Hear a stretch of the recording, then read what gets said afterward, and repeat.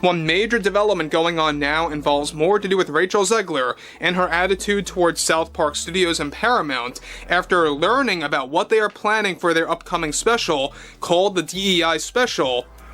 The last time I had the dream, I was walking down the school hallway, and that's when I started to notice that something's wrong. Everyone I cared about has been systematically replaced. And finally, I want to scream, and I'm like, why are they replacing every single character with someone who is diverse? Rachel Zegler's involvement in the Snow White remake, which finally hit theaters last month, has turned into one of Disney's most chaotic PR disasters in recent memory. What was meant to be a bold reimagining of the beloved 1937 classic quickly became a magnet for backlash. The fact that this film is completely falling apart, we're going to take a look at how bad this movie is actually doing in the box office, because it is hilariously bad. It is a complete and total humiliation for Disney, and like I said, they deserve it all, okay? From longtime fans outraged by the drastic changes to newer viewers puzzled by the film's tone and direction, things were already spiraling after Rachel's earlier comments dismissing the original story as outdated and her controversial takes on the character of Snow White herself. Rumors of backstage drama, especially tension with co-star Gal Gadot, only added fuel to the fire. But then came the real tipping point. An episode of South Park aired featuring a scathing parody of the entire Snow White mess, complete with a caricature of Rachel Zegler that was impossible to miss. Now active involves more to do with both South Park Studios and Paramount, and what they recently did toward both Zegler and the Disney company for their Snow White film. It turns out that both Trey Parker and Matt Stone are already preparing for the DEI special that is set to serve as a sequel to the Panderverse. The animated mockery, although brief, exploded online. Within hours, reports surfaced that Rachel was furious about the portrayal, believing it only made an already humiliating situation even worse. Inside Disney headquarters, the reaction was one of quiet panic. As if Bob Iger and his executive team weren't already juggling disasters, underwhelming box office numbers, the Daredevil, born-again chaos on Disney+, and an ongoing Marvel identity crisis. Exactly what they're doing, and that is why we hate the diversity, equity, and inclusion casting and writing in movies. Now they had to deal with South Park dragging one of their most controversial projects into the spotlight. The satirical episode portrayed a hyper-dramatic version of Rachel storming around set, trashing the original film, claiming the remake was about saving society, and completely dismissing anyone who challenged her, including fictional Disney execs and her co-stars. Snow White is the first American feature-length animated movie. 1937. It's one of the most beloved movies of all time. The internet had a field day. Memes spread like wildfire, fans picked apart every savage joke, and countless viewers noted how close the parody hit to real interviews Rachel had done in the lead-up to the film's release. One scene in particular, where cartoon Rachel throws a tantrum over Snow White stealing the spotlight from the evil queen, went viral almost instantly. Even people who had ignored the movie entirely were now invested, thanks to South Park's brutal takedown. Hashtags like #SnowWhiteFiasco and #Rachel Zegler dominated social media for days, alongside renewed criticism of Bob Iger's leadership and growing skepticism about Disney's creative direction. Even if everything worked perfectly, it would have been almost impossible for this movie to succeed, because you're comparing it to one of the most beloved films of all time and a truly groundbreaking movie. What began as a high-stakes fairy tale reboot had officially turned into a full-blown cultural punchline. As word spread that Rachel Zegler was privately outraged by the South Park parody, insiders in the industry revealed she felt completely blindsided. Sources close to her inner circle claimed she saw the portrayal as harsh and distorted, casting her as an out-of-control diva who loathed the original Snow White. Narcissism is not something to be coddled or encouraged. Zegler isn't the only one who has made political statements, though. Her co-star Gal Gadot, who plays the evil queen, expressed her staunch support for Israel. The film received backlash for various reasons in the lead up to its release. Zegler had called the original Snow White movie dated and weird and said Prince Charming was a stalker. According to those familiar with the situation, she even considered releasing a public statement to clarify her true views on the 1937 classic, but Disney allegedly urged her to stay silent, worried that any further comments would only reignite the backlash. This was all unfolding against the backdrop of an earlier strategy by the studio to quietly pull her from the spotlight, reducing her visibility in press events and promotional interviews, which had already created friction between Rachel and Disney higher-ups. There's no doubt that she drove the final nail into this movie's coffin. She probably drove the final 2 or 3 nails into the coffin. In the weeks leading up to the South Park takedown, several scheduled appearances for Rachel on talk shows and other promo circuits were suddenly scrapped. The official reasons given were scheduling conflicts and vague logistical adjustments. But behind the scenes, sources claimed the company was simply trying to limit the potential for more viral missteps. Our rights are on the line, folks. Bitch! The right to buy Cosby sweaters? Come on. That's the face of a serial killer. And if you disagree with this sentiment, just hit the unfollow button.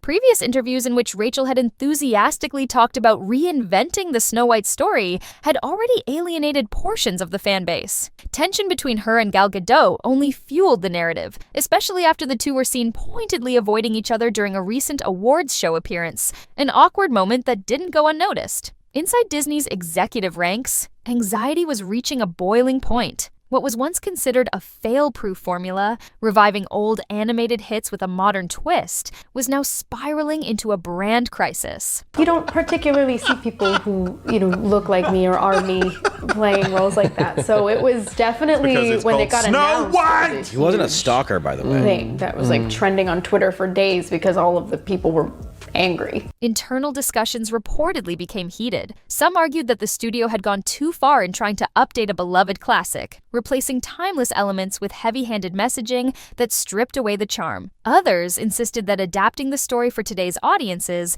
required bold changes, and that backlash was inevitable but necessary. In the end, no clear path emerged, and the controversy only became louder, more visible, and harder to contain. The original cartoon came out in 1937, and very evidently so. There's a big focus on her love story with a guy who literally stalks her. Yeah. Weird. Super weird. So we didn't do that this time. So no prince or a different kind of prince? We have a different approach to what I'm sure a lot of people will assume is a love story just because, we cast a guy in the movie. Right. Andrew Burnap, great dude. Yeah. It's one of those things that I think everyone's going to have their assumptions about what it's actually going to be, but it's really not about the love story at all, which is really, really wonderful. And whether or not she finds love along the way is anybody's guess until 2024.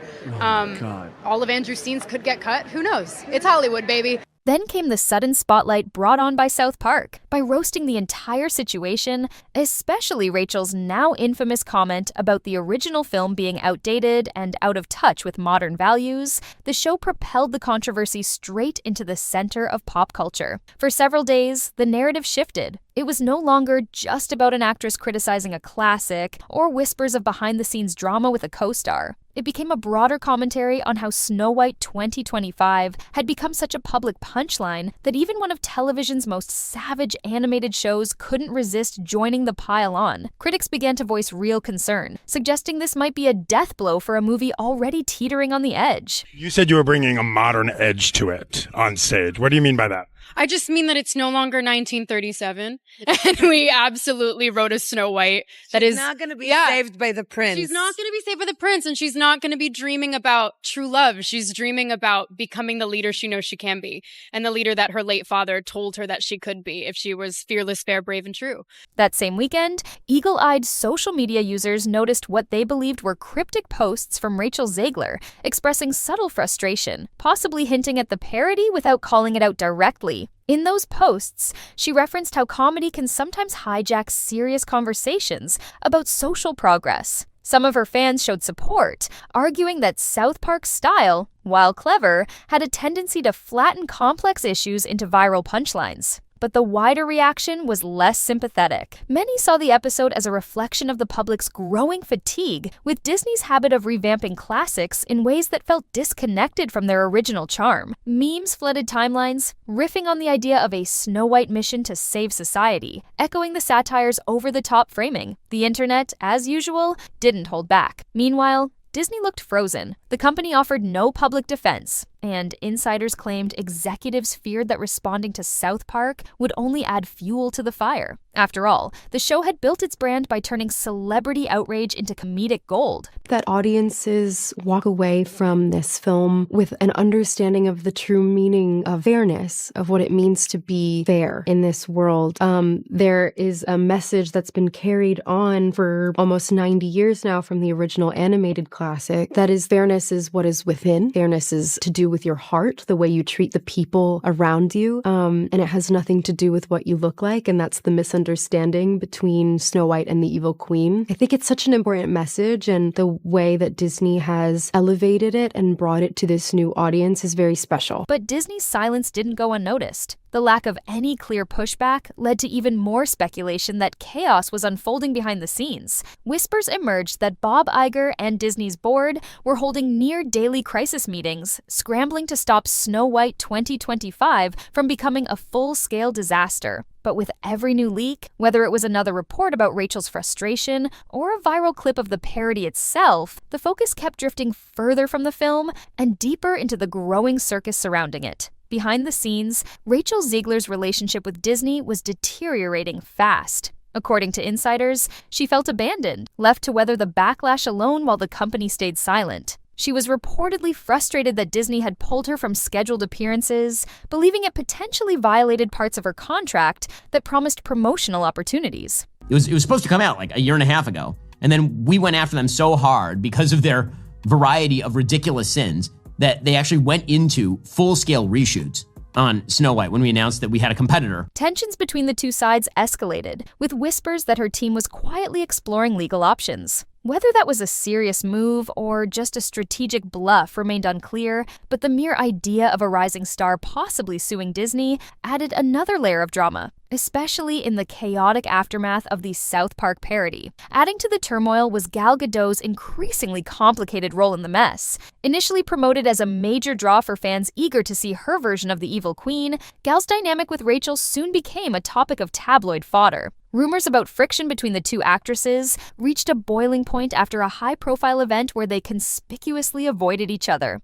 So now, as the movie comes out, the two biggest stars in this movie can't stand each other to the point where they can't be in the same room, which forced Disney, in their infinite wisdom, to cut back on doing a formal premiere. Reports claimed that creative disagreements were to blame, with Rachel allegedly upset over Gal's improvised lines that, in her view, stole attention from pivotal moments. The situation got so tense that speculation swirled about entire scenes being trimmed or reworked to placate Rachel's concerns. Those rumors gained even more traction after South Park's exaggerated version of the story, which showed a cartoon Snow White berating the Evil Queen for stealing her spotlight. For many viewers, the entire saga started to feel surreal. On one side were lifelong Disney fans who believed the remake had stomped all over a treasured classic. On the other were supporters who applauded the film's attempt to modernize the story, praising Rachel Zegler's determination to bring a more relevant and empowered version of Snow White to the screen. Some people were still holding out hope,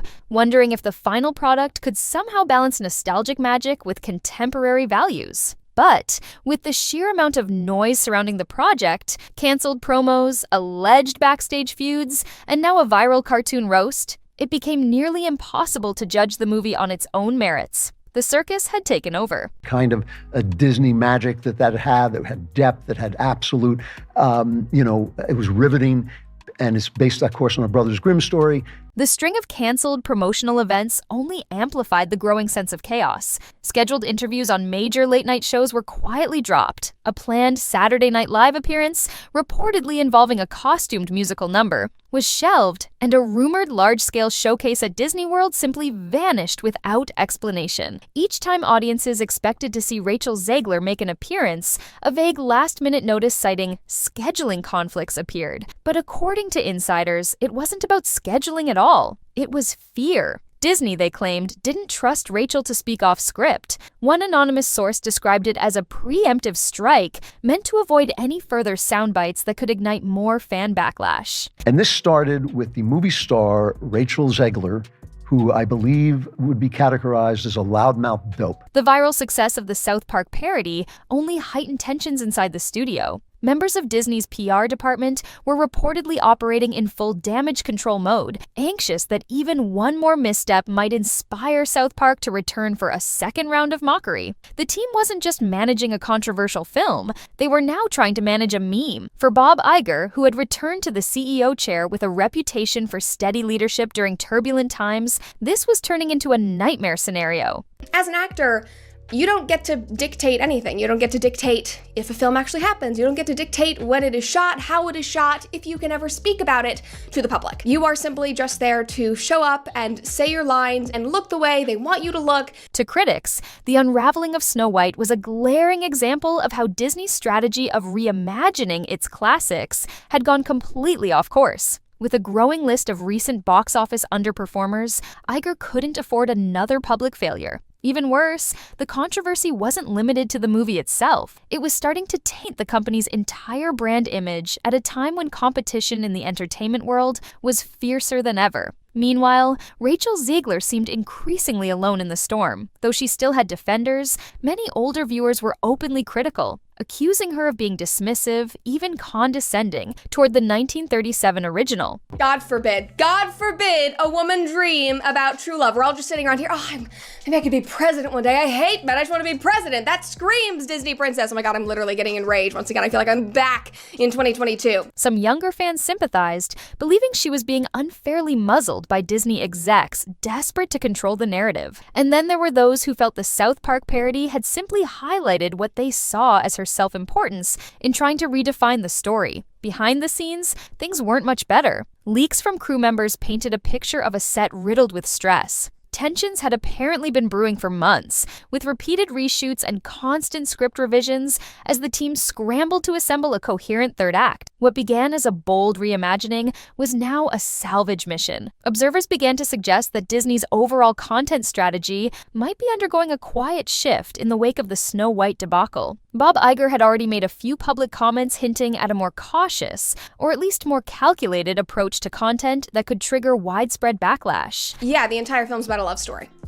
It's about a love story because that's what the point of the film is, and I'm sorry that chivalry in a man pursuing you is now deemed as stalking, which now it's kind of making sense why men are opting out of the dating scene. Many suspected that the chaos surrounding Snow White had directly influenced this pivot, though any official confirmation remained vague at best. Still, commentators noted that if the final cut of Snow White continued to push heavy-handed social messaging, then any so-called shift was likely more about optics than actual change, just an attempt to calm the waters without altering course. As the corporate blame game dragged on, Rachel Zegler's public image continued to suffer. Once celebrated as a promising new face in Hollywood, praised for her performances in earlier roles, she now found herself defined more by controversy than by her talent. Casting directors and producers beyond the Disney bubble were likely watching closely, assessing how she handled the pressure. Some felt that a breakout star should be able to weather criticism with more poise, while her supporters argued she was being unfairly targeted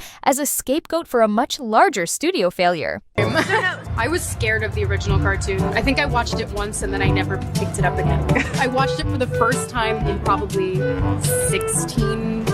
17 years. Still, the viral punch delivered by South Park firmly planted her at the center of a culture war, reducing nuanced debates into sound bites and memes, and clouding the rest of her career with unwanted baggage. To a certain segment of fans, particularly those less sentimental about Disney tradition, the whole thing was just part of the modern spectacle. They saw the original Snow White as a product of its time, and they welcomed updates, provided the new version delivered a compelling story. But those voices were quickly drowned out by wave after wave of controversy. Whether it was Rachel's interviews, rumored clashes with Bob Iger, or the behind-the-scenes tension with Gal Gadot, the drama refused to die down. In the end, the film itself seemed almost irrelevant, overshadowed by endless scandal, sealed in the public imagination by one satirical cartoon that mocked it better than any critic ever could. On the original production, I was scared of it. Oh, it was so weird. It was a stalker. I feel like if you are taking on the most iconic Disney role ever, genuinely, this was the most prolific Disney film, I feel like you should kind of have some sort of reverence for the original production. Amid the non-stop swirl of speculation, one question refused to go away. Could the final version of the film somehow rise above all the chaos? Occasionally, projects plagued by behind-the-scenes disasters still manage to connect with audiences if the story, performances, or visuals strike the right chord. There was always a slim chance that breathtaking production design, emotional storytelling, or a standout performance from Gal Gadot as the evil queen could generate positive word of mouth and turn things around. But with every new headline, another scrapped appearance, another leaked shouting match, another punchline on late-night TV, or in an animated roast, that possibility felt more and more remote. In addition to that, there was already an uproar about her being cast as Snow White because she is not Caucasian, she is a Latina, she is half Colombian, and so people were like, why were you cast in the first place? We just had a black Little Mermaid, now we're having a Latina Snow White, and she is literally called Snow White. This doesn't make sense. Attention was drifting further from the film's quality and deeper into the drama surrounding it. What's more, the comedy wasn't limited to mocking Rachel Zegler. South Park also skewered Disney's corporate machine, portraying executives scrambling to spin every PR disaster, huddled in emergency meetings, trying in vain to muzzle their lead actress while watching their marketing strategy fall apart in real time. It was over the top. Sure, but it struck a nerve. The exaggerated chaos on screen mirrored what many already believed about Disney's internal struggles. A legacy company desperately trying to modernize, stumbling over its own message at every turn. Strangely enough, some viewers even found themselves sympathizing, if just a little, with the fictional execs frantically trying to plug holes in a sinking ship. Rachel Zegler just keeps making things worse with the Walt Disney Company. The more that she tries to defend this movie, the more that she tries to spew her agenda onto the general public, it's only making matters worse. Not just for Bob Iger, but for whatever is left of the image of Disney as a whole. As for Rachel, whispers grew louder that she was already planning her next move, hoping to land roles that would help her leave the Snow White disaster behind. Whether Hollywood would be ready to embrace her again was anyone's guess. The industry tends to be forgiving, especially when profits are involved, but if Snow White bombed, insiders feared the fallout could follow her for years. The image of her unraveling over the original film's themes, and now over a parody of those very meltdowns, was threatening to become her defining narrative. Eventually, the noise surrounding the film reached such an overwhelming pitch that it became nearly impossible to tell truth from fiction. And not only are the dwarves gone in the remake, they've been replaced by what Disney is now calling magical creatures. Snow White and the Seven Magical Creatures. Disney wouldn't even cast people with actual dwarfism to play the roles of the seven dwarves. And the new magical creatures are also completely computer generated. Each new day brought fresh speculation. Maybe an entire musical number had been axed in response to the South Park backlash. Maybe reshoots were underway to soften Rachel's character and shift focus to the evil queen. Maybe Disney was considering another delay, hoping the outrage would die down if given enough time. The lack of any clear, unified message from the studio only made things worse. With the vacuum of official updates, fans and critics alike filled in the blanks with whatever version of events best fed the fire. And the spectacle just kept growing. Cultural critics soon joined the fray, framing the entire debacle as a symptom of a much deeper problem within Hollywood's obsession with reboots. When studios dig into their vaults to reinvent iconic stories, they walk a fine line, trying to modernize without alienating fans who cherish the originals. Push too hard on modern themes, and purists push back. Stay too faithful, and you're labeled uninspired or tone-deaf. She's also just a spoiled, entitled, narcissistic brat who was perfectly willing, because she's not stupid. Well, she might be stupid, but she's not so dumb that she didn't realize that by, for example, coming out and saying that all Trump supporters deserve to suffer for like, she's smart enough to know that, of course, that's going to upset a large portion of the potential audience for this project that I'm on. In championing a fiercely updated version of Snow White, Rachel Zegler had unintentionally lit a match that set off a wildfire of controversy, one that now seemed impossible to contain. But no single element was responsible for the collapse. It was a perfect storm. A lead actress openly criticizing the source material, a studio paralyzed by indecision, a rumored feud with a high-profile co-star, a string of mysteriously canceled media appearances, a fan base reacting to every headline, and finally, South Park diving in with its signature scathing mockery. The combined effect turned what could have been just another rocky rollout into a full-blown media circus. We are now at a 1 out of 10 on IMDb for the new Snow White, and it couldn't happen to a better person. What is the lesson to be learned here with this Snow White disaster? Yeah, we had more dwarfs than we did viewers in most of these theaters. And as you know, there were no dwarfs other than some CGI weird generated version of them. In the tense weeks before the film's release, the whole situation became a case study in how even a massive studio-backed project can derail at alarming speed. Rachel Zegler found herself seemingly at odds with her own employer, trying to protect her public image as the chaos intensified. Bob Iger and Disney's executive team were in damage control mode, facing new problems daily. Gal Gadot remained largely quiet, but whispers of behind-the-scenes tension with Rachel refused to fade. Meanwhile, audiences were left unsure. Would this reimagined Snow White offer a fresh and meaningful update to a cherished tale, or would it be remembered as one of Disney's most tone-deaf misfires? So Rachel Zegler has now decided to turn off replies on Instagram following major backlash over the Snow White movie because she is getting completely roasted in all of her comments on Instagram. Everyone is roasting her. Everyone is calling her out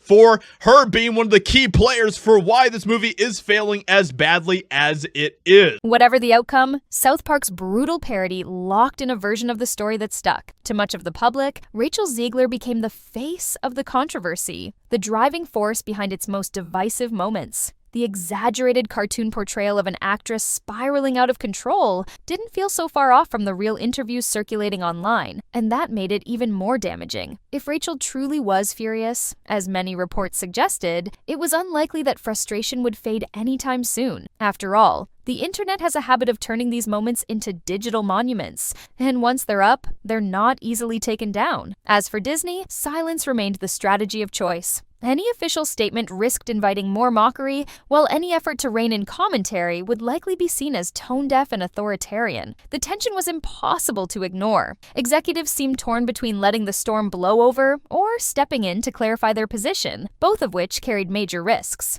Observers outside the company began to joke that Disney's famously polished PR machine had been dismantled, undone by a single outspoken actress, a vocal army of defenders, and a satirical cartoon that feeds on trending chaos. Regardless of how the film ultimately fares, the spectacle surrounding Snow White 2025, and Rachel Zegler in particular, has already earned a place in the pop culture case files. For years to come, fans will argue whether Rachel was a bold voice pushing for progress or simply someone who underestimated the legacy she was stepping into.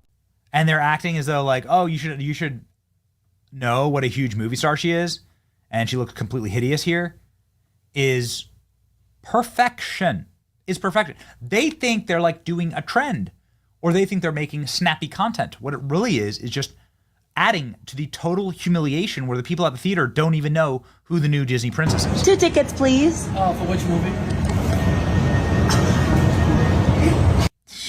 Critics will dissect whether Disney botched what could have been a progressive and exciting update to a classic, and the South Park parody will remain a cultural artifact, marking the precise moment when the controversy burst into full-blown comedic legend. Even long after the credits roll, people won't forget the chain reaction. Rachel's early comments about outdated themes, the alleged fallout with Gal Gadot, the disappearing press appearances, and the ultimate humiliation, being turned into a punchline on one of television's most ruthless animated series.